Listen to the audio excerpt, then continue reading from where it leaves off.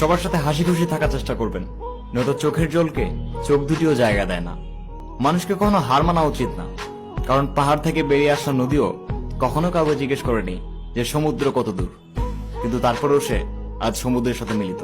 সুতরাং নিজের রাস্তাটা নিজে খুঁজে নিতে হবে। একজন ভালো মানুষকে ধোকা দেওয়া আর হিয়া ছুঁড়ে ফেলে পাথর উঠানো একই ব্যাপার। সময় আর সিচুয়েশন হঠাৎ বদলে যেতে পারে, তাই কখনো কারো মনে কষ্ট দেওয়া বা কাউকে অপমান করবেন না।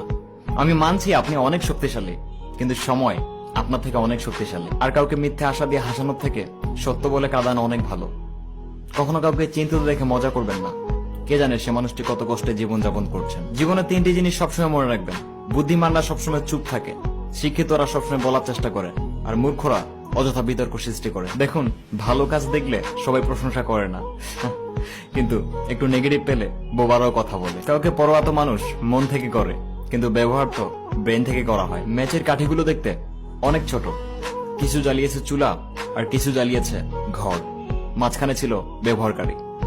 নিজেকে প্রশ্ন করুন, আপনাকেও কে ব্যবহার করছে কিনা। আর টাকা মানুষকে উপরে নিয়ে যেতে পারে, কিন্তু মানুষ কখনো টাকাকে উপরে নিয়ে যেতে পারে না, কারণ সাথে যায় শুধু কাফন, আর কাফনেরও পকেট নেই। মানুষ বলে নেচার আর সিগনেচার নাই কখনো বদলায় না, বাস একটি চোটের দরকার। যদি আঙুলে লেগে যায় তাহলে সিগনেচার বদলে যাবে, আর যদি বিবেকে লেগে যায় তাহলে নেচার বদলে যাবে। ডিসিশন আপনার, আপনি কোথায় লাগাবেন। Signing off.